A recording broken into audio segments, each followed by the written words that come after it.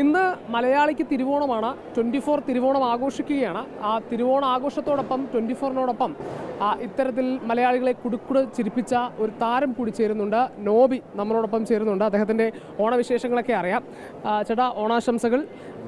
ഇത് ഇന്ന് തിരുവോണമാണ്, വലിയ തിരക്കാണ്, ഓട്ടപ്പാച്ചിലാണ്. എങ്ങനെയാണ് ഇന്നത്തെ ഒരു ഓണം, ഈ വർഷത്തെ ഒരു ഓണം എങ്ങനെയാണ്?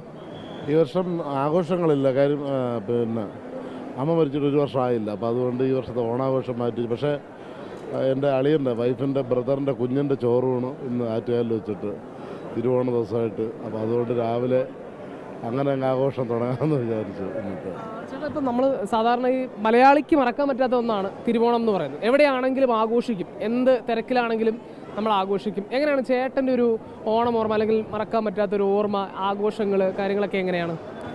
ഞാനിപ്പോൾ കുറച്ച് നാളുണ്ട് സ്റ്റേജ് ഷോ കുറവാണ്. അല്ലെങ്കിൽ പിന്നെ കൂടുതലും സ്റ്റേജിലായിരിക്കും പെർഫോമൻസും കാര്യങ്ങളൊക്കെ ആയിട്ട് ട്രൂപ്പിൽ കളിക്കുന്ന സമയത്ത്.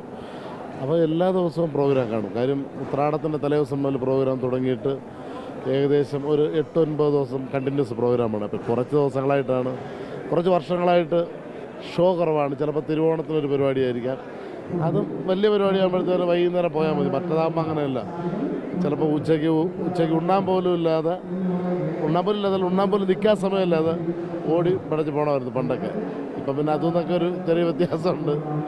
ഇപ്പോൾ ഈ തിരുവോണം ആ സമയത്ത് തന്നെ ഇത്തരത്തിൽ വലിയ തിരക്കൊക്കെ ഉണ്ട്, ആളുകളൊക്കെ ഓണം ആഘോഷിക്കുന്നുണ്ട്. പക്ഷേ ആ സമയത്ത് നമ്മൾ ഈ വയനാടുമായി ബന്ധപ്പെട്ട്, വയനാടിൻ്റെ ഒരു അതിജീവനമൊക്കെ ആയിട്ട് ബന്ധപ്പെട്ടാണ് ഇന്ന് ഓണത്തിൻ്റെ ഔദ്യോഗിക ആഘോഷങ്ങളൊക്കെ ഒഴിവാക്കിയിട്ടുണ്ട്. ആ തരത്തിൽ വലിയ രീതിയിൽ മാറിയിട്ടുണ്ട്. പക്ഷേ എങ്കിലും തിരക്കിനൊട്ടും കുറവില്ല എന്നുള്ളതാണ്. അല്ല, എനിക്കൊരു ഫോക്ക് ബാൻഡ് ഉണ്ടായിരുന്നു, എനിക്കൊരു ട്രൂപ്പ് ഉണ്ടായിരുന്നു. അപ്പോൾ അവർക്ക് ഓണത്തിന് കുറേ പരിപാടി ബുക്കിംഗ് ആയിരുന്നു. പക്ഷേ വയനാടിൻ്റെ പ്രശ്നം വന്നപ്പം കുറേ പ്രോഗ്രാംസ് ക്യാൻസൽ ചെയ്തു. വീട്ടിലെ ഓണാഘോഷം എങ്ങനെയാണ് സാധാരണ രീതിയിൽ? ഇപ്പോൾ ഈ വർഷം ഇല്ല എന്ന് പറഞ്ഞു. സാധാരണ എങ്ങനെയാണ്, വലിയ ആഘോഷങ്ങളാണോ? വലിയ അങ്ങനെ ആഘോഷമൊന്നുമില്ല. പിന്നെ എല്ലാ സുഹൃത്തുക്കളെ കാണുമല്ലോ, പലരും പല സ്ഥലത്തുനിന്നും പല രാജ്യത്തു നിന്നും നമ്മുടെ അടുത്ത് വരണം. നമ്മളെ കുറേ സുഹൃത്തുക്കളുണ്ട്. എല്ലാവരും നാട്ടിൽ വെച്ചിട്ട് മിക്ക ഓണത്തിനും വീട്ടിൽ നിൽക്കാനായിട്ട് ശ്രമിക്കും. ഏതായാലും 24ൻ്റെ വക ഓണാശംസകൾ ഒരിക്കൽ കൂടി നേരുകയാണ്. ചേട്ടൻ പറയണം. 24-ലെ എല്ലാ പ്രിയപ്പെട്ടവർക്കും ഹൃദയം നിറഞ്ഞ ഓണാശംസകൾ.